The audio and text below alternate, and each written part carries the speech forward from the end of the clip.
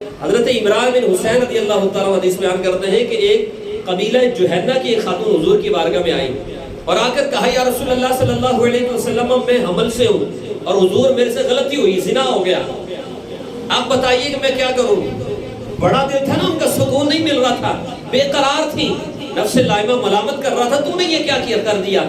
اب حضور کی بارگاہ میں پہنچے، حضور کچھ کرم فرمایا، میں کیا کروں، دل کو سکون نہیں مل رہا، غلطی ہو گئی میرے سے۔ تو کریم آقا صلی اللہ علیہ وسلم نے فرمایا کہ اس کے سرپرست کو بلاؤ، اس کے ولی کو بلاؤ۔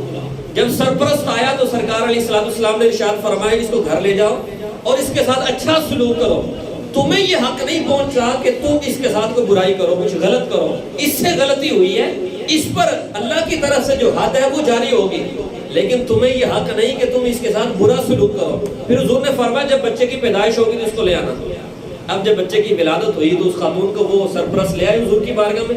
اب چونکہ انہوں نے خود اقرار کیا تھا، ایک تو یہ ہے کہ کسی سے یہ غلطی ہوئی ہے تو اس میں 4 گواہ مقرر کیے گئے، دیگر جو جتنے معاملات ہیں اکثریت ان میں 2 گواہ، لیکن یہ زنا کا معاملہ ایسا ہے، اتنا حساس معاملہ ہے، اس میں قرآن نے فرمایا 4 عینی شاہد موجود ہو تو پھر گواہی مانی جائے گی، یا اگر گواہ موجود نہیں ہے، زنا کرنے والا خود اس کا اقرار کرتا ہے حاکم اسلام کے سامنے، قاضی اسلام کے سامنے، تو پھر اس پر حد جاری ہوگی۔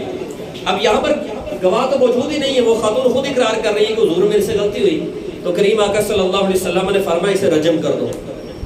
رجم کا معنی ہوتا ہے یعنی وہ شادی شدہ اگر مرد ہے یا شادی شدہ عورت ہے تو اس کو رجم کرنے کا حکم ہے، یعنی اتنے اس کو پتھر مارے جائیں کہ وہ انتقال کر جائے۔ اگر کوارا یا کواری ہے تو 100 کوڑے مارنے کا حکم ہے۔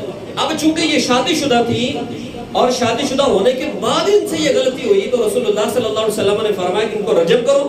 اب انہیں رجم کر دیا گیا، انتقال ہو گیا۔ رسول اللہ صلی اللہ علیہ وسلم نے ارشاد فرمایا صحابہ اس کی نماز جنازہ ادا کرو۔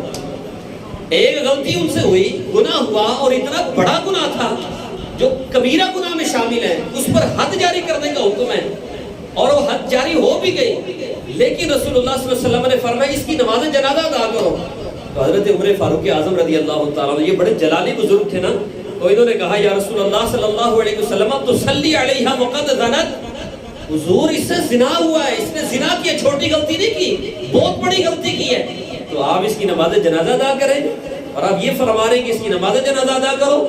تو رسول اللہ صلی اللہ علیہ وسلم نے فرمایا والذی نفسی بیدہ لقد تابت توبۃ لو قسمت بین 70 من اہل المدینہ، آپ نے فرمایا کہ تمہیں نہیں پتا عمر، اس نے ایسی سچی توبہ کی ہے، اتنی اعلیٰ توبہ کی ہے کہ اگر اس کی توبہ 70 اہل مدینہ میں بانٹی جائے تو سب کو کفایت کر جائے۔ سبحان اللہ۔ تمہیں تو نہیں پتا تھا نا اس نے زنا کیا ہے، کسی کو نہیں خبر تھی، لیکن اس کا دل ملامت کر رہا تھا کہ میرے سے یہ غلطی ہوئی، تو اظہار کر دی حضور کی بارگاہ۔ فرمایا اس کی توبہ کا تمہیں اندازہ نہیں، اس نے توبہ کیسی کی ہے، ایسی سچی توبہ کی ہے، اگر 70 اہل مدینہ میں بانٹی جائے تو اللہ اس توبہ کے صدقے سب کی توبہ قبول فرما لے۔ سبحان اللہ۔ ایسی توبہ۔ تو اس میں تعلیم کیا ہے ہمارے لیے؟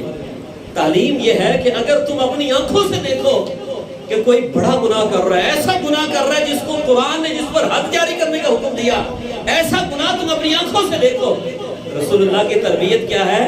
تم نے اس گناہ کو تو دیکھا لیکن اس کی توبہ کو نہیں دیکھا۔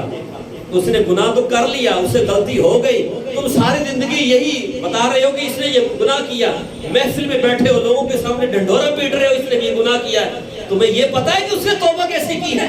پتہ نہیں کتنے آنسو اس نے بہائے ہیں، اللہ کی بارگاہ میں کیسی سچی توبہ کی ہے، پتہ نہیں اس کا مقام اللہ کی بارگاہ میں کیا ہے۔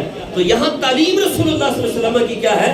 اپنی آنکھوں سے بھی دیکھ لو اس نے غلطی کی ہے، پھر بھی اس پر پردہ ڈالو، اس کی تشہیر نہ کرو، اس لیے کہ اس کی باطنی کیفیات جن کا تعلق ہے دل سے ہے، ان کیفیات کو تم نہیں جانتے کہ اللہ کا اس پر کتنا کرم ہے۔ تو یہ رسول اللہ صلی اللہ علیہ وسلم کی تعلیم ہے۔